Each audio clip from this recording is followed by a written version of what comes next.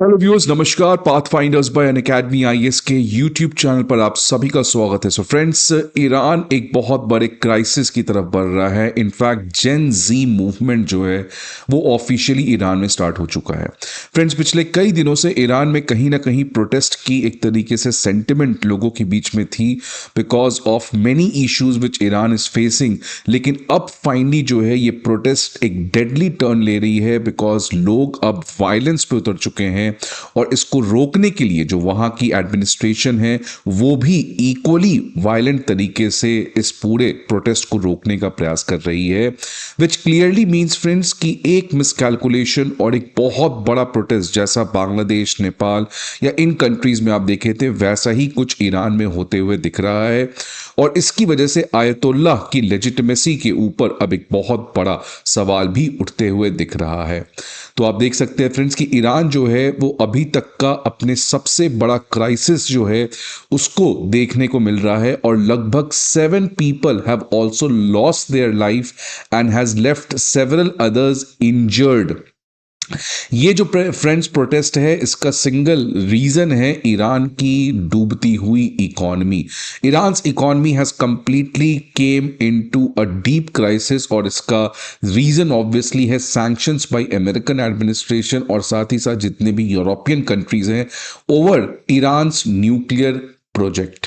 तो फ्रेंड्स, इसकी वजह से अब प्रोटेस्ट जो है बिकॉज लोगों का जो ईज ऑफ लाइफ है वो बहुत हद तक डिटोरिएट हुआ है एंड दैट्स वाई आप देख सकते हैं कि हर एक स्ट्रीट में अब इस तरीके की प्रोटेस्ट जो है वो बढ़ते हुए दिख रही है। आप देख सकते हैं फ्रेंड्स कि people have resorted to violence और पूरा रोड जो है, जो पूरे हाईवेज हैं उस पर लोग बाई कार, बाई वॉकिंग, हर तरीके से लोग जो है वो आ चुके हैं और सभी लोग तेहरान की तरफ बढ़ते हुए नजर आ रहे हैं जो ईरान की कैपिटल भी है।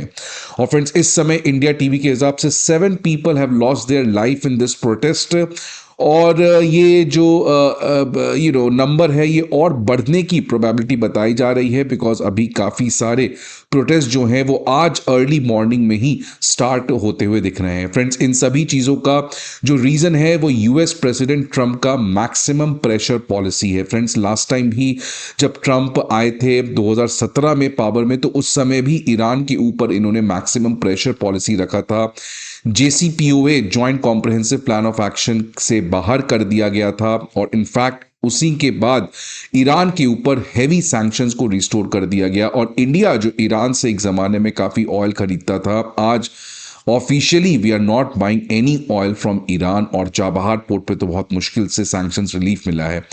मतलब फ्रेंड्स, ईरान जो है वो एक ऐसा कंट्री है जो यूएस के द्वारा काफ़ी हैवी सैंक्शंस देख रहा है जो अभी यूएस वेनेजुला पे लगा रहा है। और फ्रेंड्स, इसी का अगर आप इम्पैक्ट देखेंगे तो इन्फ्लेशन जो है वो 42% पे आ चुकी है दिसंबर के महीने में, जो आप समझ सकते हैं फ्रेंड्स। इंडिया में मैं अगर आपको एक कंपैरिजन दूं तो इंडिया में हमारी इन्फ्लेशन की वैल्यू है 0.7% और आप देख सकते हैं ईरान की हेडलाइन इन्फ्लेशन, मैं कोर इन्फ्लेशन की बात भी नहीं कर रहा हूं, वो 42.2% पे आ चुकी है। फूड प्राइसेस जो इंडिया में लगभग अभी 1 से 1.5% के बीच में, वहां पे 72% है। मतलब लगभग 75% फूड प्राइसेस बढ़ चुकी है और जो आम दवा है, मेडिकल आइटम्स है, वो भी 50% बढ़ चुका है। मतलब फ्रेंड्स, इफेक्टिवली लोगों के लिए लगभग नामुमकिन होते हुए दिख रहा है ईरान में इस समय रहना। और that is why because of this huge frustration now people have came out of their home and now they are protesting in bulk. अगर मैं करेंसी देखूं तो ईरान की करेंसी कंप्लीटली क्रैश कर चुकी है, इनफैक्ट अपने लोएस्ट लेवल पे पहुंच चुकी है। अगेन मैं कंपैरिजन दे दूं, $1 is equal to around 90 rupees at this point of time.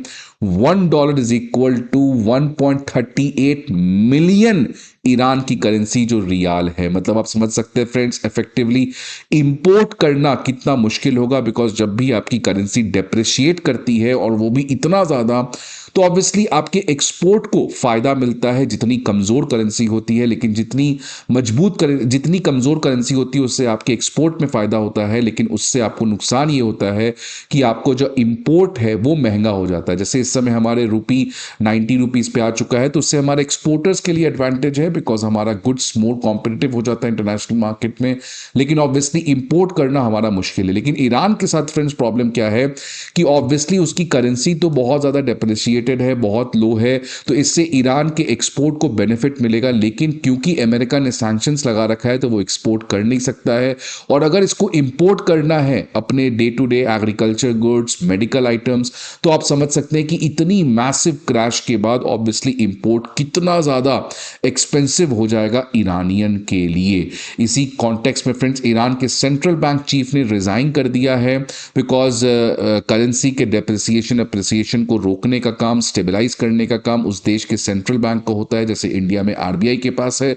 उसी की फेलियर की वजह से ईरान के सेंट्रल बैंक चीफ ने रिजाइन कर दिया। अब फ्रेंड्स इसमें जियोपॉलिटिकल एंगल भी शामिल होते हुए नजर आ रहा है कि क्या ये पूरा जो अब ईरान में क्राइसिस आ रहा है इसके एक्सटर्नल डेवलपमेंट कैसे होंगे। फ्रेंड्स कुछ दिन पहले मैंने इसके ऊपर वीडियो बनाया था कि prime minister Benjamin Netanyahu Trump के से मिलने वाले हैं व्हाइट हाउस में, और एक ही ऑब्जेक्टिव है कि ट्रंप को वो प्लान बताने वाले हैं कि वो अगला अटैक तेहरान पे कब कर सकते हैं।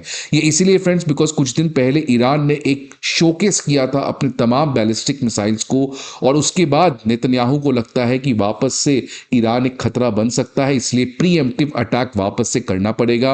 और इन्हीं सभी चीज़ों के लिए वो बातचीत करने ट्रंप के से गए थे।